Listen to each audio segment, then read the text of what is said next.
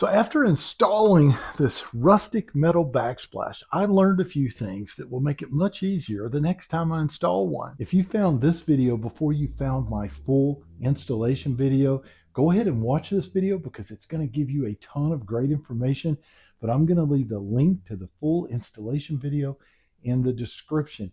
This video is going to give you a ton of tips and tricks that's going to make your life easier. You're going to spend less money and you're not going to be as frustrated as you would be. We're going to start out with the two most important things that DIYers overlook when they install a corrugated metal or an R-panel type backsplash like this. So let's go ahead and go through some of those things that I've learned and some of those mistakes. And oh, by the way, stay tuned to the very end, and I'm going to actually give you a price breakdown of what this cost. Vertical versus horizontal.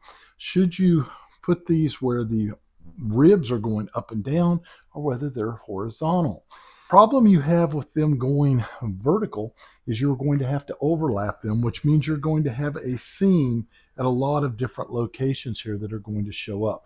If your door is, say, over on the left side and you enter, you're going to want to make sure your laps are going that direction, or all of those edges are going to show up and not be very visually appealing. Plus, you're not going to be able to buy one size screw. You're going to have to buy longer screws to go through these because they're going to overlap each other and you have to pull them tight.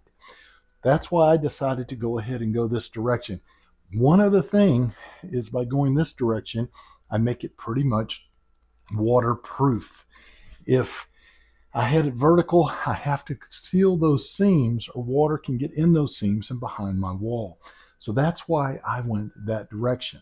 All right, so you've made the decision. You're going to go horizontal or you're going to go vertical.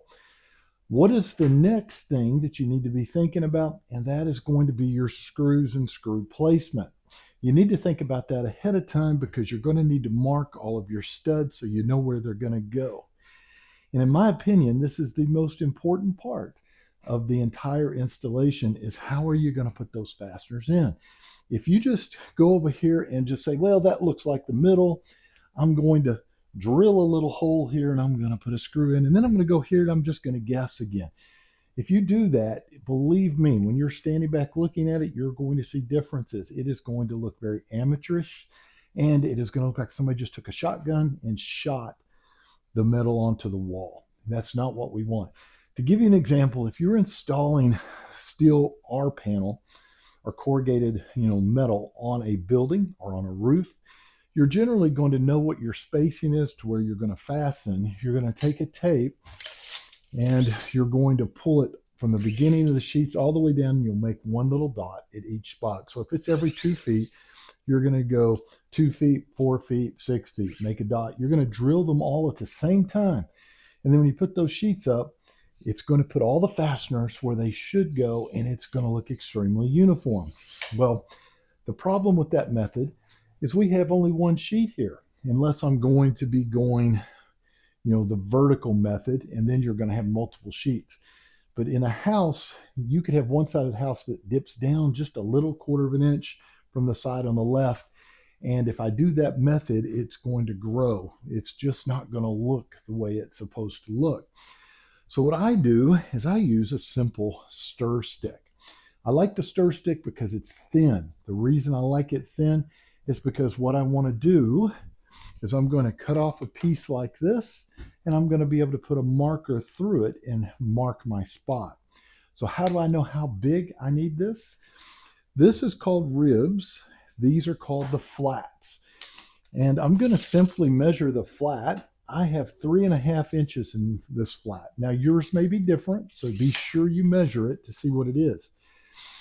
But if I need to know the center of 3.5 inches, that's going to be 1 3/4 inches. And then I'm going to measure on this from each side and make sure that I get directly in the middle of this.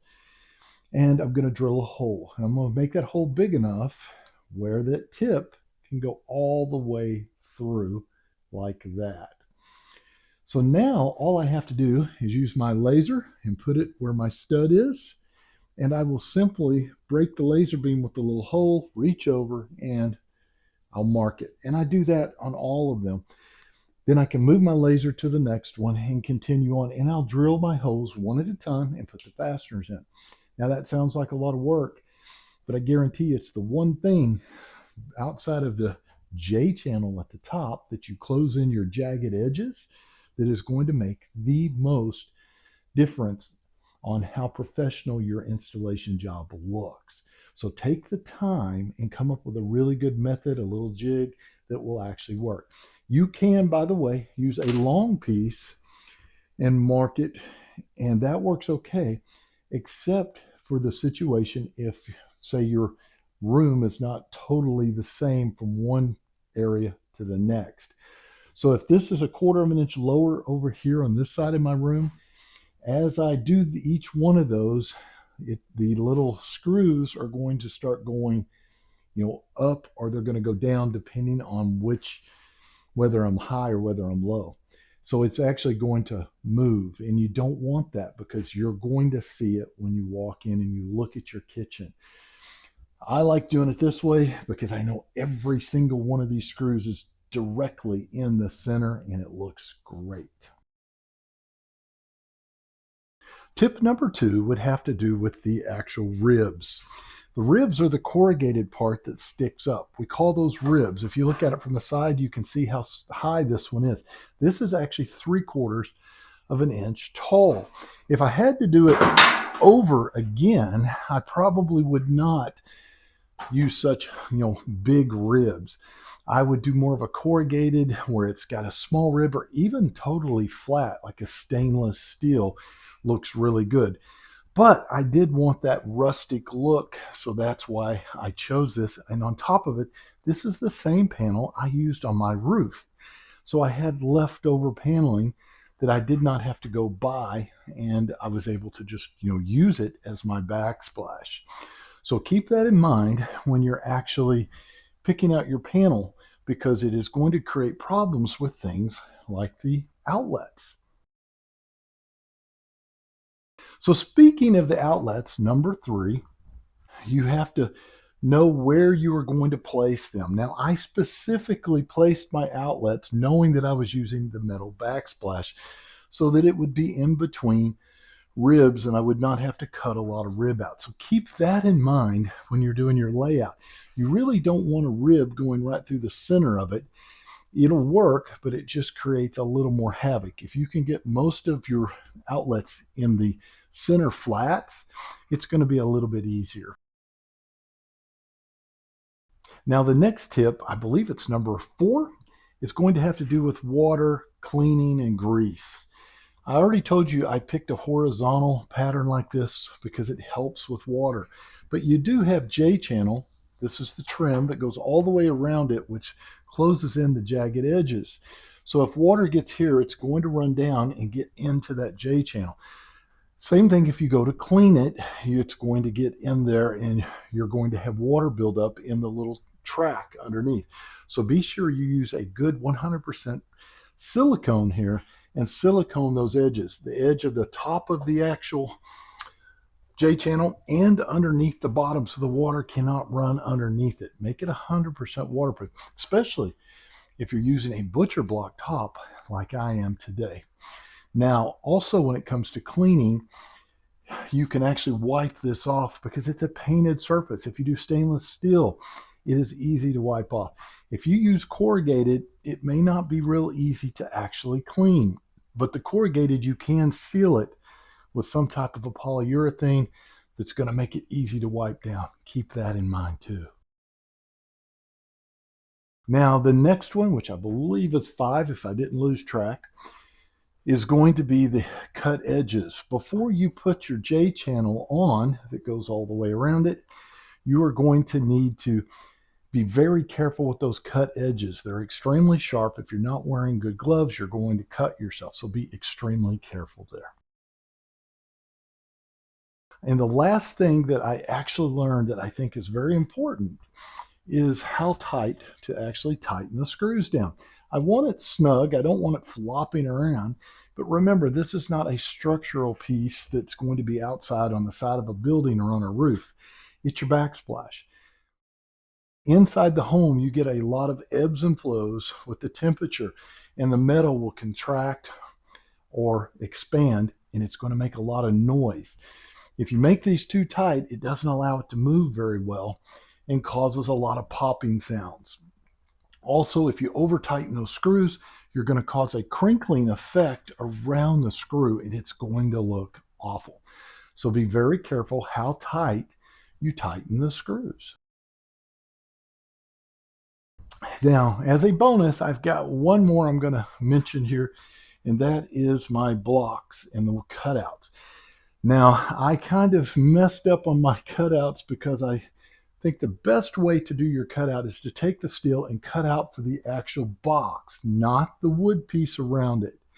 Put it into place, make sure it fits right, which I failed to do myself, even though I said I was going to do it in the video. I did not.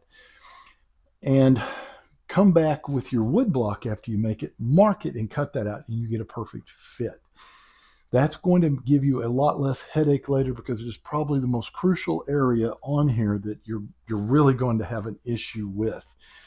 Now, I also do not like the way that I cut into the ribs. It's hard to seal that and make it look right. I've tried to caulk it. I don't really like it. I think I may put some type of a little trim piece around here on the outside edge to give that a prettier look. So leave me a few comments on what you think you would do to make this outer edge look nice. Would you do a wood, piece of trim, maybe some type of metal here that makes it look good? What would you do? All right, guys, now I said in the beginning I was going to give you a cost breakdown. I've written this down to make sure that I do not mess it up. But basically, when you buy your panels, at the time of this recording, the panels run about $3.75 for a linear foot, and they're 3-foot wide pieces. So it's automatically going to be 3 foot wide, but for every foot you go this direction, it's going to cost you $3.75. So this panel would have cost me roughly $40. Now, I told you I already had the panel because it was left over, but if you were going to go buy it, that's what you can expect to pay. Now, J-channel, the trim that goes all the way around the outside and covers in those edges, is a little bit pricey with the J-channel and all of the screws that are color-coded to match my paint, wood screws. I believe these were about 2-inch long screws. It ended up running about $100. And paint, I have touch-up paint. Comes in a little container that you can touch up any scratches, and I highly recommend getting that and get it from the manufacturer, because it will be the exact paint and it will look really good versus trying to go and match a paint at the big box store. It just doesn't work that well. Paint was $15 for that little container. And then my cedar blocking, I had to buy a big piece to be able to cut it down to the sizes I want, which, by the way, worked out very well because I messed up 1 or 2 of them and had to recut it to get it right. But that piece cost $25. And the stain that went around it, I already had from working on the ceiling up above. So if you have stain around the house, you're not going to be having to buy stain to stain this. You could even paint it if you're wanting to paint. And as far as the wood piece that actually goes here, you may have some of that already in your shop, so you may not have to spend that as well. But everything I spent came to actually $180 plus tax, $200 out the door. If you compare that to the price of a tiled backsplash, you can spend hundreds, even thousands on a backsplash. I've seen it done when you pay someone to come do that. So guys, if you're not a subscriber, please consider subscribing and click the video up above to see the full installation video.